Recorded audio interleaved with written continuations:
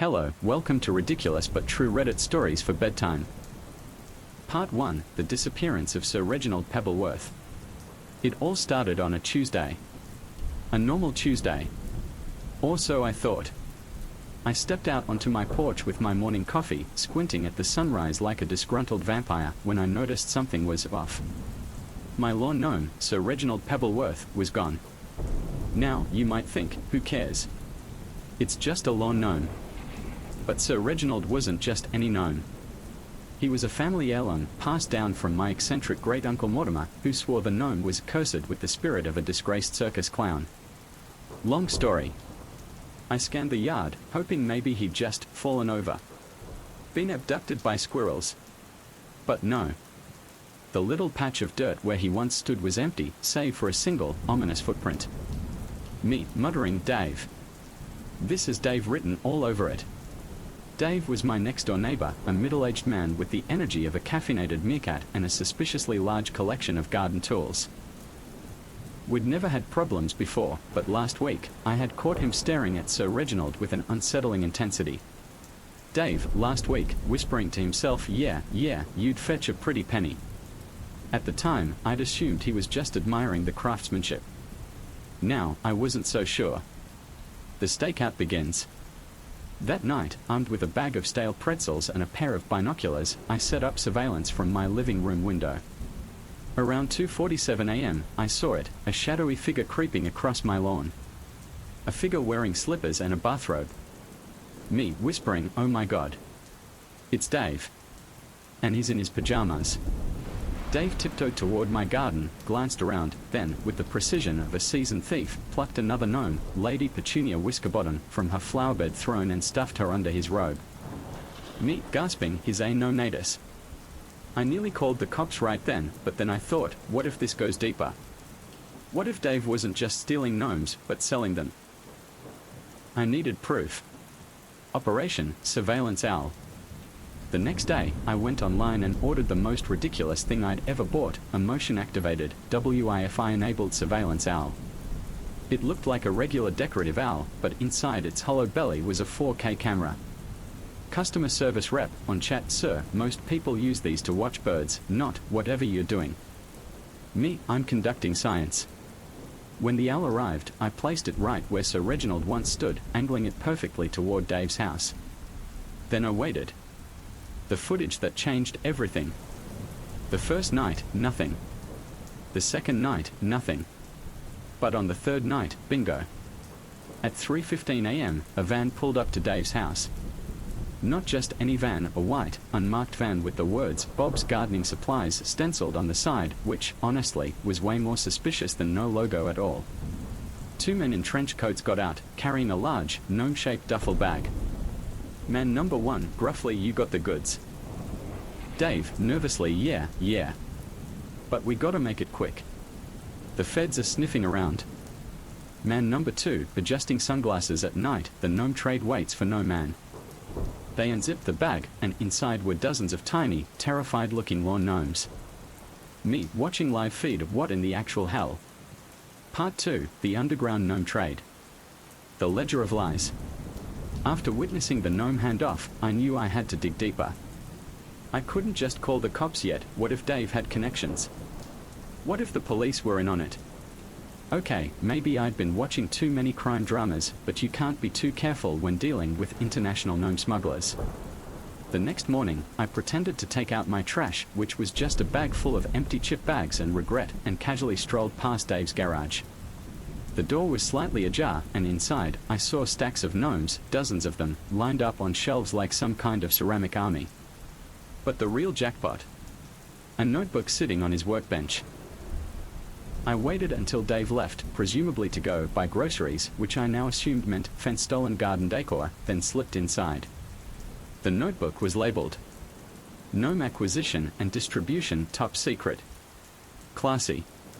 Flipping through it, I discovered Dave wasn't just stealing gnomes, he was running a multi-tiered gnome trafficking operation.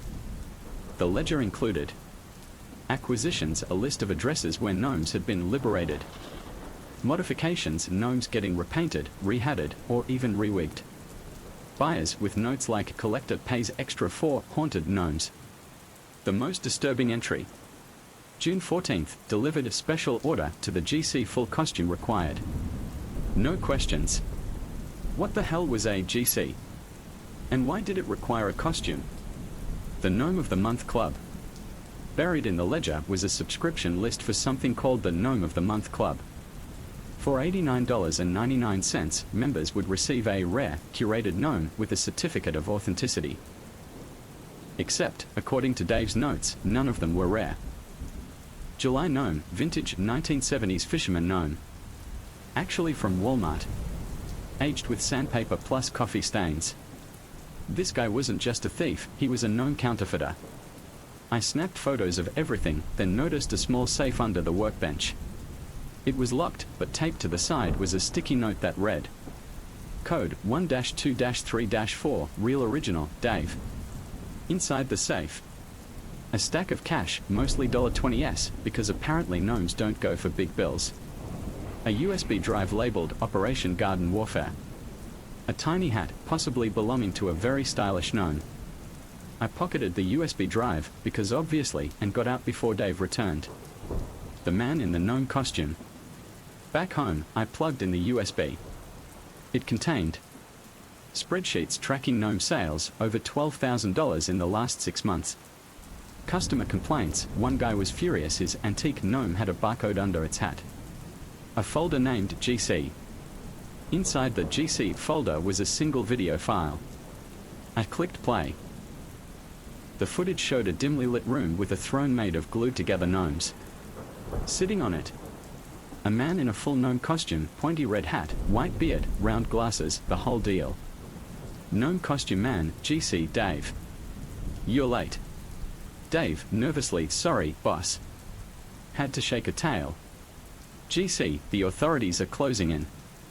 We must accelerate Operation Harvest Moon. Dave, but the eBay buyers are getting suspicious. One of them said his gnome didn't feel authentic. GC, slamming a tiny fist, then make them feel authentic. We are artists, Dave. Purveyors of garden whimsy. At this point, I was equal parts horrified and impressed. This wasn't just theft, it was a known crime syndicate. The FBI gets involved, sort of.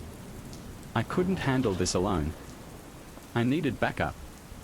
So I called the non-emergency police line. Me, hi, I'd like to report a gnome theft ring. Dispatcher, what? Me, my neighbor, is running an illegal gnome refurbishing operation. Possibly with a cult leader involved. Dispatcher, long pause, sir, is this a prank call? Me, I wish. After some convincing and emailing the surveillance footage, they sent an officer over, a tired-looking cop named Rodriguez, who clearly thought this was beneath him. Officer Rodriguez, so let me get this straight. Your neighbor is stealing lawn ornaments. Me, not just stealing. Rebranding them. Look at this ledger, he's selling them as a vintage.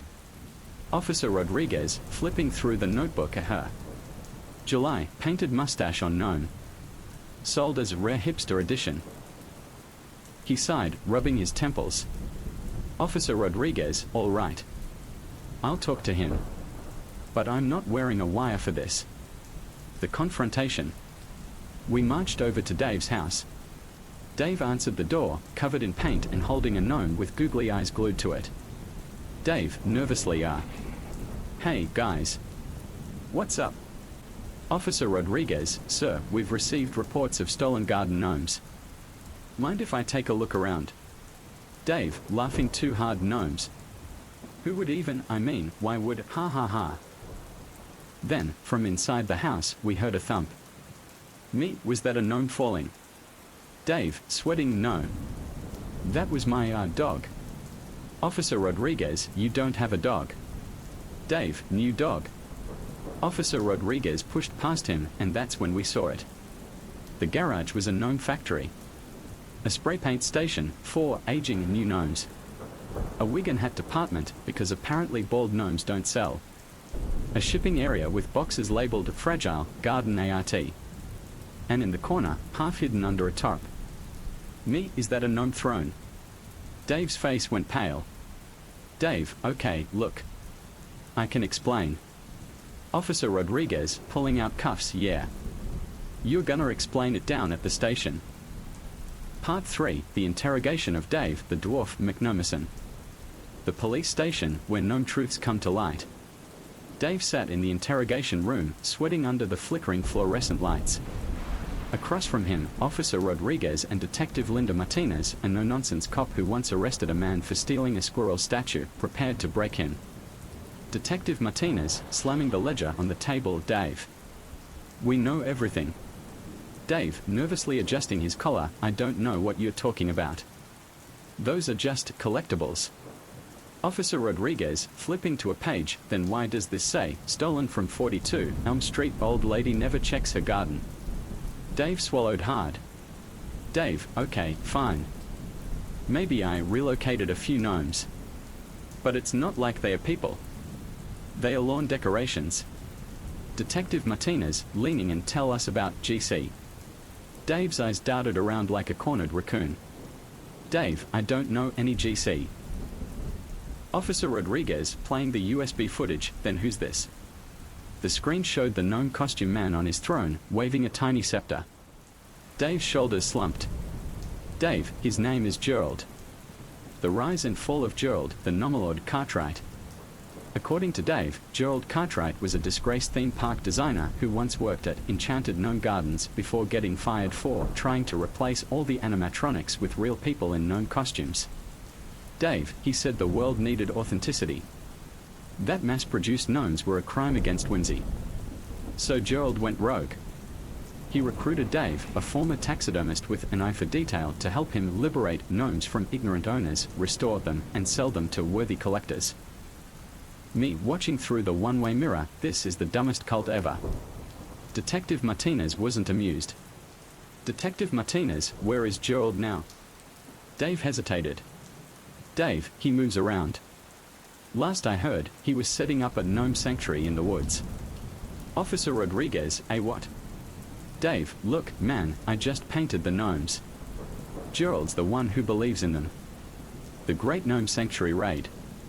Armed with Dave's intel, the police organized a raid on Gerald's supposed sanctuary, a remote cabin deep in the woods, listed on Airbnb as cozy forest retreat, no gnome questions. We arrived at dawn. The cabin looked normal, except for the dozens of gnomes nailed to the trees like some kind of ceramic warning. Detective Martinez, whispering, what the hell is wrong with these people? Then, we heard it, chanting. Gerald's voice, from inside. The mortals may laugh, but we know the truth. The gnomes speak. Officer Rodriguez kicked in the door. Inside, Gerald stood atop a gnome pyramid, wearing his full gnome costume, waving a scepter made of glued-together garden shears. Around him, 5 other gnome-costumed acolytes bowed. Gerald, dramatically, you dare interrupt the sacred ritual. Detective Martinez, unimpressed, sir, put the scepter down. Gerald, never. The gnomes will have their reckoning. Then one of his followers stood up. Follower number 1, Gerald, man, I told you this was a bad idea. Follower number 2, yeah, we just wanted the eBay money. Gerald looked betrayed. Gerald, traitors. Philistines. As the cops cuffed him, Gerald shouted one last thing. Gerald, you'll see. When the Great Gnome Uprising comes, you'll all bow. The aftermath and the return of Sir Reginald.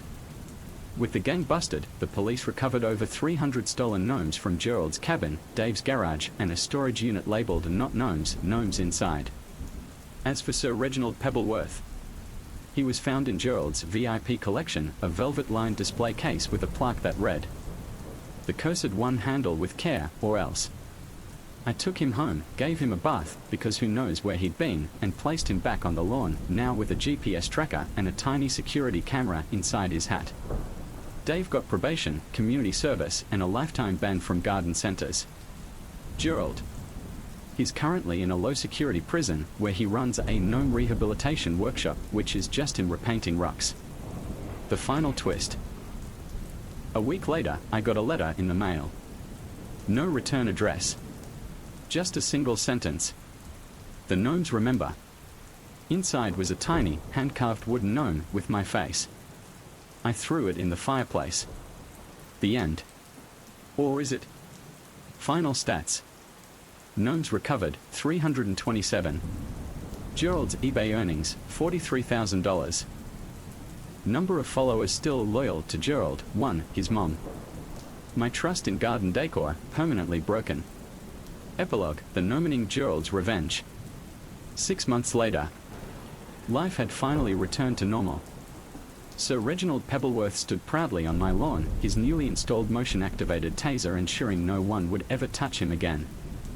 The local news had moved on from the gnome crime wave, and Dave was busy serving his community service by picking up trash on the highway, though I did catch him eyeing a particularly well-crafted traffic cone one day. But Gerald Cartwright? He was still in prison. Or so I thought. The first omen. It started with the gnome-shaped cookies. I came home from work to find a plate of them on my porch, each one meticulously frosted to look like Sir Reginald. The note read, "Missing you. GC." I immediately called Detective Martinez. Me panicked, he's out. He's sending me cookies. Detective Martinez, sighing, "Gerald's still in prison, sir." We checked. Me, "Then who baked these?" Detective Martinez, "Probably his mom." I threw the cookies away. Okay, I ate one. It was delicious. But I regret nothing. The second omen. Then came the gnome drones. I was sipping coffee on my porch when I heard a faint buzzing. I looked up just in time to see a tiny, gnome-piloted drone hovering in front of my face. It dropped a single, rolled-up scroll into my lap before zipping away. The scroll read, "The Great Gnome Uprising begins at midnight. Join us or be lawn ornamented." I showed it to Officer Rodriguez, who was starting to regret ever answering my calls. Officer Rodriguez, reading, "This is a literal declaration of war." Me, "I told you he wasn't done." The midnight siege. That night, I barricaded myself inside, armed with a garden hose set to jet spray and a bag of marbles for tactical tripping. At exactly midnight, I heard it, the sound of tiny ceramic feet shuffling across my porch. I peeked through the blinds. Dozens of gnomes surrounded my house. Not just any gnomes, these were armed. Some held toothpick spears. Others had mini crossbows made from paperclips and rubber bands. One particularly menacing gnome wielded a glow stick like a lightsaber. And at the center of it all, Gerald. He wasn't in prison. He was here, dressed in full gnome warlord regalia, a red velvet robe, a crown made of garden hose nozzles, and a scepter that looked suspiciously like a repurposed car antenna. Gerald, booming, "Surrender Sir Reginald, or face the wrath of the gnomes." I grabbed my phone and dialed 911. 911 operator, "What's your emergency?" Me yelling, "My house is under attack by a gnome army." 911 operator, long pause, "Sir, are you high?" Before I could argue, a gnome catapult launched a pebble through my window, hitting me square in the forehead. Me rubbing my head, "I am under siege." The Battle of Backyard Gulch. The police arrived just as Gerald's forces began scaling my gutters like tiny, angry mountaineers. Officer Rodriguez took one look at the scene and immediately radioed for backup. "Officer Rodriguez, we need all available units to, actually, you know what? Just send the fire department. And maybe a guy with a broom." What followed was the most ridiculous standoff in suburban history. Gnomes versus cops, tasers proved ineffective, gnomes are naturally insulated. Gerald versus Detective Martinez, she tasked him. It worked. Sir Reginald versus a squirrel, the squirrel won. In the end, Gerald was tackled by a K-9 unit, who, to be fair, thought he was a chew toy. As they dragged him away, he screamed his final words. "Gerald, this isn't over. The gnomes will rise again." The aftermath. Gerald was sent to a different prison, this one with a strict no-crafting policy. Dave testified against him in exchange for a reduced sentence and a new job at a non-gnome-related craft store. Sir Reginald now wears a tiny helmet and has been granted honorary membership in the Neighborhood Watch. As for me, I moved. Far away. The final twist. Last week, I got another letter. Inside was a hand-drawn map of my new house, with a tiny X right where my new lawn gnome sits. The note said, "Gnomes of GPS 2. See you soon. GC." I burned it. And then I moved again. The actual end? Probably.